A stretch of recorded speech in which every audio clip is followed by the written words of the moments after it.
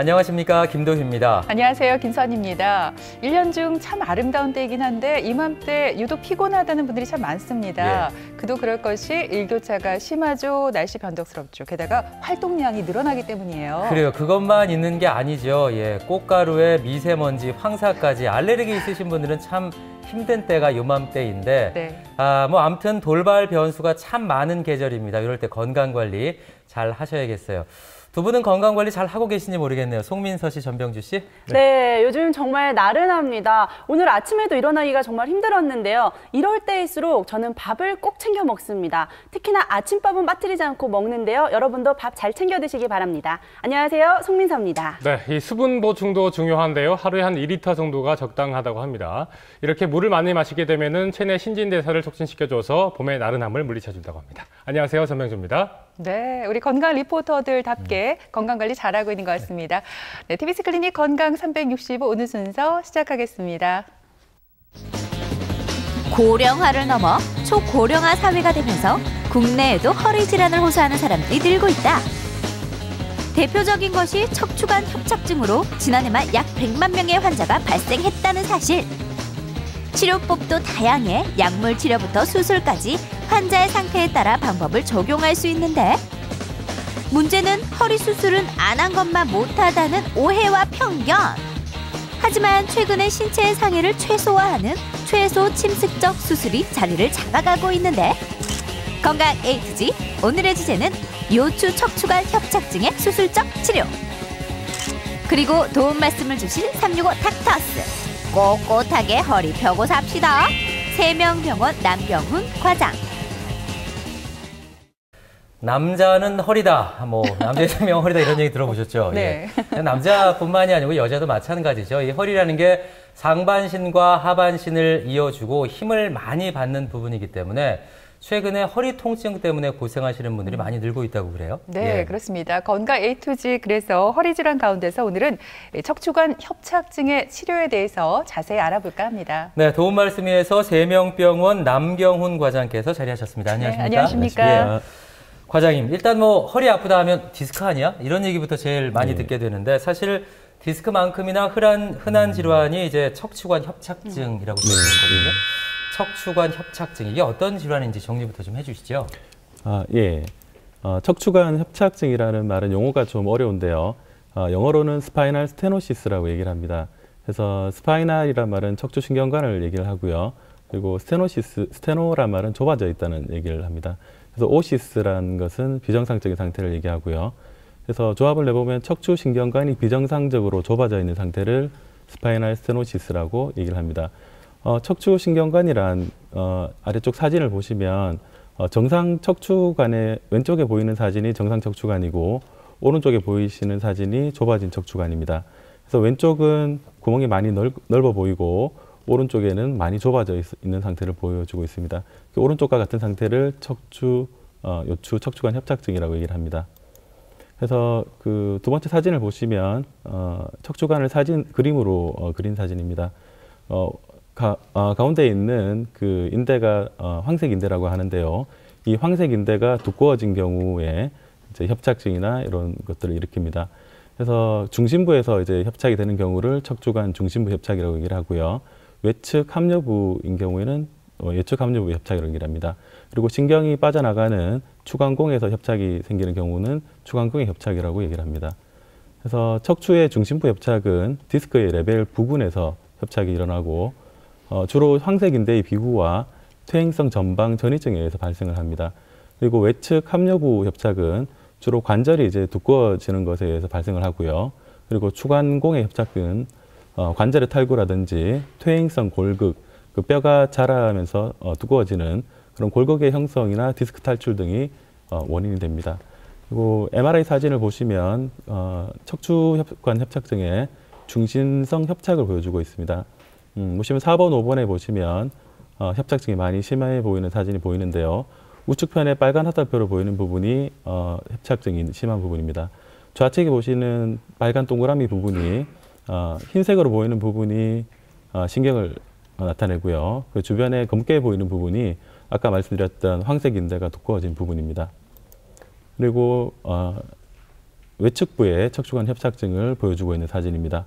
3, 4번이라고 표시된 부분을 보시면 검게 점으로 찍혀 있는 부분이 3번 신경이 나가는 부분이고 4, 5번에 보시면은 빨갛게 동그라미 친 부분에 검게 신경이 나가는 부분이 좀 많이 막혀서 잘 안 보이는 것을 볼 수가 있습니다. 이런 경우를 외측부 척추관 협착증이라고 얘기를 하고요. 그리고 좌측편에 보이시는 그 사진은 양쪽으로 그렇게 신경이 눌려 있는 부분을 보여주고 있습니다. 네, 그렇군요. 그렇다면 우리가 흔히 허리 디스크라고 말하는 추간판 탈출증과 척추관 협착증 어떤 차이가 있을까요? 오해와 진실을 통해서 이 두 가지 질환의 증상을 비교해 보도록 하겠습니다.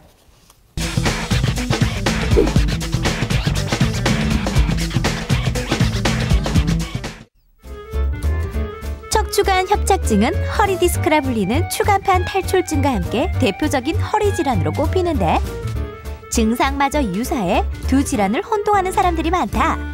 하지만 척추관 협착증과 허리 디스크도 큰 차이점이 하나 있었으니 바로 통증을 유발하는 자세. 특히 허리를 숙였을 때 확연히 달라지는데 그렇다면 오해와 진실 첫 번째 질문. 척추관 협착증은 허리를 숙였을 때 증상이 더 심해진다는 말이 사실일까? 아닐까? 정답 가르쳐달라고요? 안 돼요. 오해와 진실 첫 번째 질문입니다. 척추관 협착증은 허리를 숙였을 때 증상이 더 심해진다. 아니다. 두 분 어떻게 생각하세요? 네, 저는 더 심해질 것 같습니다. 네. 왜냐하면 방금 과장님이 말씀하셨듯이 척추관 협착증은요, 척추 신경광이 눌리는 거라고 하셨거든요. 그러니까 허리를 숙이면 신경이 좀 더 눌려서 더 아프지 않을까요?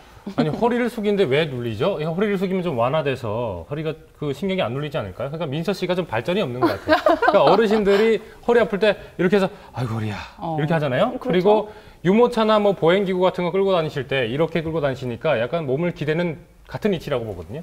그렇지 않습니까, 과장님?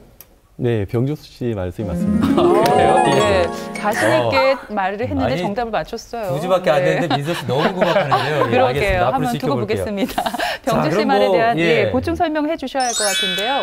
척추관 협착증 어떤 증상이 나타나나요? 예, 그 척추관 협착증의 대표적인 증상은 요통과 신경인성 간헐 파행증이라는 증상입니다. 이 신경인성 간헐 파행증이라는 것은 말이 굉장히 어려운데요. 쉽게 말하면 신경이 눌리면서 생기는 간헐적인 다리의 통증을 얘기를 합니다.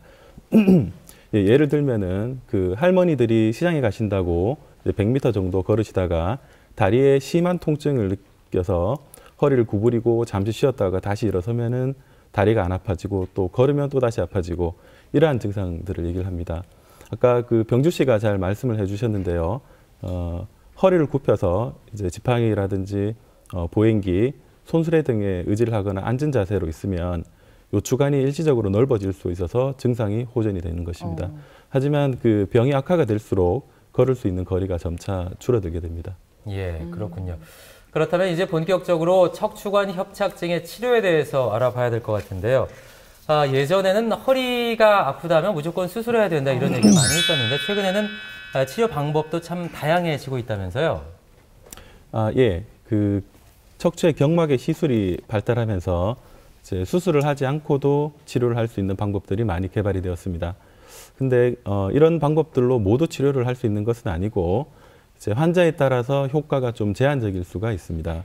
그리고 직접적인 감압을 할 수 없기 때문에 시술적 치료는 한계점이 분명히 있습니다. 그래서 척추관 협착증의 치료를 전반적으로 단계를 나눠서 살펴보면 첫 번째가 이제 안전가료하고 약물 치료라든지 물리치료, 운동치료를 하는 것입니다. 그리고 경막의 신경 차단술로 신경에 대한 치료를 해볼 수가 있고요. 이런 치료 방법으로도 통증이 호전이 되지 않으면 그 다음 치료로 신경성형술이라든지 유착 박리술 같은 시술을 시도를 해볼 수가 있습니다. 그리고 이런 모든 치료에도 통증이 효과적으로 좋아지지 않는다면 그 다음은 이제 수술적 치료를 고려할 수밖에 없게 됩니다.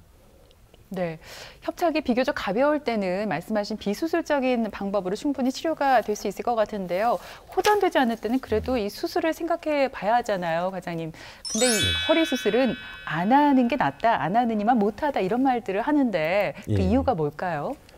예, 그렇습니다. 그 앞서 말씀드린 바와 같이 이제 보존적 치료와 이제 경막의 시술로 협착증 치료에 실패를 한다면 그 다음 방법은 수술적 치료만이 효과적인데 보통 수술을 하자고 하시면은 환자분들이 이제 수술해도 계속 아프고 안 하느니만 못하고 허리 수술을 하지 말라던데 그리고 허리 칼대는 게 아니라던데 등등의 반응을 보이십니다. 근데 과연 이 환자분들의 생각이 맞는 것일까요? 근데 일부는 맞지만 대부분은 이제 척추 수술에 대한 이제 오해에서 비롯된 그런 생각들입니다. 그리고 과거에 비해서 그런 고식적 수술들에 비해서 최근에는 채소 침습 수술이라는 그런 수술로 트렌드가 바뀌면서 환자분들의 이런 걱정들을 많이 좀 덜어드리게 됐습니다. 우선 과거의 고식적 척추 수술 방법입니다. 사진에 보시는 것처럼 한 레벨의 이제 고정 수술을 하기 위해서 15cm 정도의 절개를 해서 근육을 이제 좌우로 당기고 이렇게 수술을 하기 때문에 근육이라든지 인대의 그런 손상이 굉장히 많이 큽니다.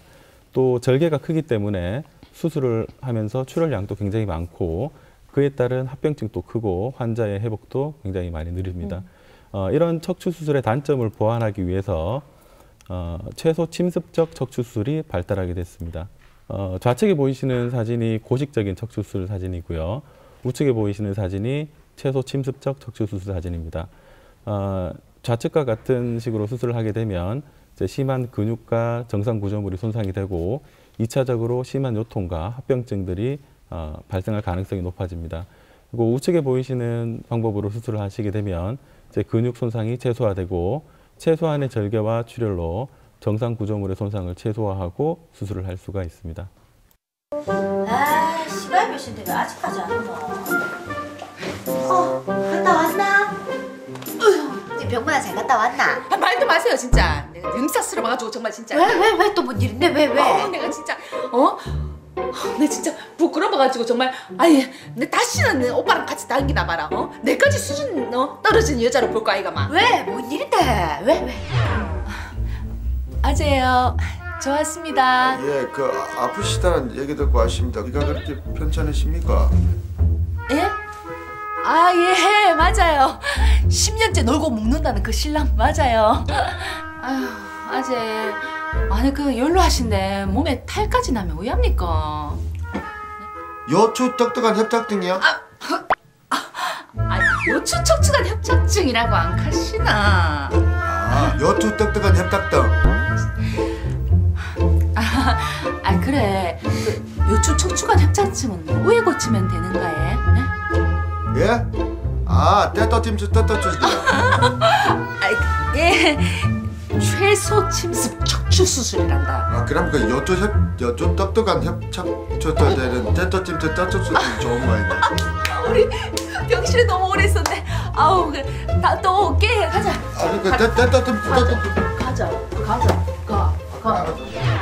내가 정말 오랜만에 5천 아직 만나가지고 얼굴을 못 뜨겠더라. 막 나 뜨거워가지고 진짜. 당신 그 생각 한번 해봐라. 그 병명이나 수술 방법이 발음하기 안 어렵더나. 그럼 아가씨 한번 따라해보세요. 요추 척추관 협착증의 최소 침습 척추 수술. 요추 척추관 협착증의 최소 침습 척추 수술. 왜내 아가씨도 되자 머리 나쁜 아가씨도 된다. 근데 당신만 왜 안 되는데 그래? 그거는 당신이나 선민이나 그 발음 잘하려고 입 깨물고 하니까 그렇지 보통 사람들은 못한다. 일단 좋다. 그럼 이거 한번 해봐라. 신진샹숑 가수의 신춘샹숑쇼. 신진샹숑 가수 신춘샹숑쇼. 진짜 쉽게 가네 정말 진짜. 아이고 그것도 따라한 거라고 지금 따라한 거가 지금. 아유, 오빠야 진짜 좀 제대로 좀 해봐라. 부끄럽게. 내가 좀 부끄럽다. 그 발음이 그렇게 안 되나? 내가 한번 해볼게. 잘 들어봐래. 신진샹숑 가수의 신춘샹숑쇼. 아유 그 있잖아.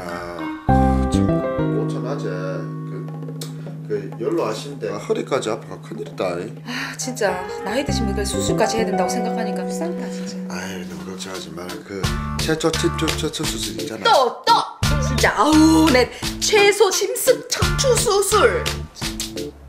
어쨌든 나이 드신 분이 수술을 한다는 그 자체가 580cc 안 하는 게 나은 거 아이가. 근데 거기 있잖아 그 수술명에 그 최소라는 게 붙어 있으니까 그 노약자나 그 여자들한테 적합한 수술 같은데. 그래 듣고 보니까 그런 거 같기도 하고. 무식하기는 진짜 여기 맞아야지 대화를 나누지. 진짜 격이 안 맞다 우리는. 내가 진짜. 발음이 조금 딸릴 뿐이지 무식한 건 아니다. 생각 좀 해라. 생각 좀. 아니 수술 그 자체 노인네들은 안 하는 게 제일 좋은 거 아이가. 선미야, 니도 그래 생각하나? 근데 수술하는 게 맞는데. 오해와 진실 두 번째 질문은 꽁트로 꾸며봤습니다. 용희 씨와 석호 씨 부부가 말싸움을 벌이고 있는데 최소 침습적 척추 수술 이걸 가지고 얘기를 하고 있거든요. 정말 이게 노약자나 만성질환자에게 위험한 수술일까? 아니다, 괜찮다. 두 분은 어떻게 생각하세요? 위험한 수술이 될 수 있죠. 조금 전에 과장님께서 말씀하신 수술이 가장 효과적인 방법이다라는 말에는 동의를 합니다만 연세가 많으신 노약자나 만성질환, 당뇨나 고혈압을 앓고 있는 만성질환을 앓고 계신 분께는 아마 이 수술적 치료보다는 비수술적 치료가 맞지 않을까. 네. 저를 그렇게 구박하시더니요. 이번에는 병수 씨가 틀리신 것 같습니다. 최소 침습이란 단어를 알면 될 것 같은데요. 최소, 가장 적게, 침습, 침범해서 공격한다는 뜻인데 가장 적게 침범해서 공격을 하는 거니까 뭐 노약자나 만성 질환자가 안 하면 누가 할까요? 안 그런가요, 과장님? 예. 이번에는 민석 씨가 제대로 이해를 하고 맞추신 것 같습니다. 너무 자신감 있으시네요. 네, 이제 처음 맞힌 거죠? 이제 실력이 이제 나오기 시작한 것 같아요. 네. 과장님, 그렇다면 이 최소 침습적 척추 수술이 어떤 특징을 갖고 있는 수술인지 보충 설명을 좀 해주실까요? 그 최소 침습적 척추 수술은 전통적인 개방적 접근법을 통한 요추 수술 시에는 수술 자체로 인한 어떤 의인성 근육 손상이라고 합니다. 그리고 조직 손상이 많이 연관이 되어 있다는 보고들이 많이 있습니다. 이러한 그 근육 손상이라든지 조직 손상이 이제 근력 약화로 이어지기 때문에 2차적인 합병증들을 만드는 걸로 알려져 있습니다. 최소 침습 수술은 이러한 의인성 손상을 최소한으로 하면서 병변에 대한 수술을 이제 효과적으로 하는 것이 목적입니다.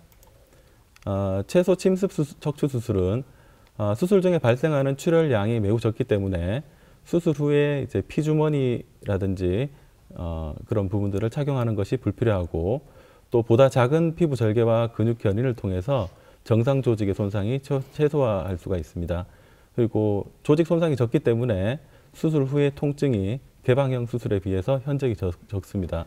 그리고 통증이 적고 그렇기 때문에 조기 거동이 가능하고 수술 후에 다음 날부터 일상적인 활동이 가능합니다. 그리고 입원 기간도 굉장히 단축이 되는데요. 실제로 미국의 척추센터 같은 경우에는 이제 당일 수술하고 당일 퇴원하는 경우도 많이 있습니다. 하지만 우리나라 정서에서는 잘 안 맞기 때문에 보통 5일에서 7일 정도 입원하신다고 보시면 됩니다. 그리고 최소 침습 수술에 사용되는 기구들입니다. 좌측에 보이시는 원통형 견인기가 최소 침습 수술의 발전을 많이 가져왔고요. 그리고 주로 보시면 우측 아래쪽에 보시면 수술에 사용되는 기구들인데 다른 일반적인 수술에 비해서 기구가 굉장히 깁니다. 길고 특수하게 제작이 되어 있습니다. 그래서 작은 구멍을 통해서 수술을 하기 때문에 마이크로 현미경과 같은 기구들도 필수적으로 사용이 되어야 합니다. 예. 네. 일단 작은 구멍을 통해서 수술을 한다. 최소 침습적 척추 수술. 뭐 미국 같은 경우는 당일 입원하고 수술하고 퇴원도 할 수 있을 정도로 크게 뭐 수술 부위가 크지 않고 회복도 빠르다고 말씀을 해주셨는데 수술 방법이 어떤지 좀 궁금해지네요. 몇 가지 최소 침습 수술 방법들을 살펴보겠는데요. 우선 대표적인 최소 침습 수술 방법으로 일측 접근을 통한 양측 신경 감압술이 있습니다. 고식적 방법은 사진에 보시는 것과 같이 양쪽으로 근육을 견인을 해서 그림과 같이 수술을 합니다. 좌측에 있는 근육 그림을 보시면 허리에는 무수히 많은 근육들이 연결이 돼 있고 특히 그 중에서도 척추의 기립근이 굉장히 중요합니다. 근데 이렇게 개방적인 수술을 하게 되면 척추 기립근과 주변의 관절부의 손상으로 인해서 불안정증이라든지 만성 요통의 가능성이 증가될 수가 있습니다.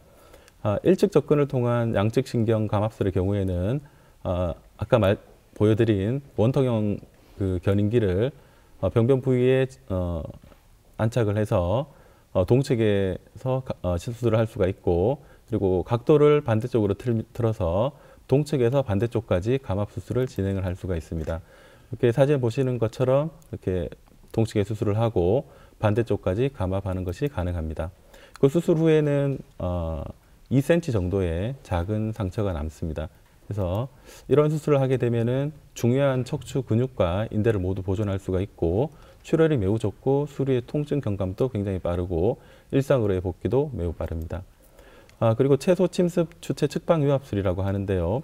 사진에 보시는 것처럼 환자가 옆으로 누워 있고 환자의 일반적인 척추 수술과 다르게 환자의 옆구리를 통해서 수술을 합니다. 그래서 옆구리 쪽에서 들어가서 측면으로 척추를 유압하는 최신 수술 방법입니다. 뒤쪽에서 직접적으로 척추신경이나 이런 부분들을 감압을 하지 않기 때문에 이제 기존의 수술법이 가지고 있던 혈관이라든지 장기 그리고 근육 인대의 손상이 굉장히 적습니다. 그리고 직접적으로 신경을 보지 않기 때문에 신경 손상의 위험도 굉장히 적습니다. 그리고 허리 근육 손상 자체가 거의 없다고 보시면 됩니다.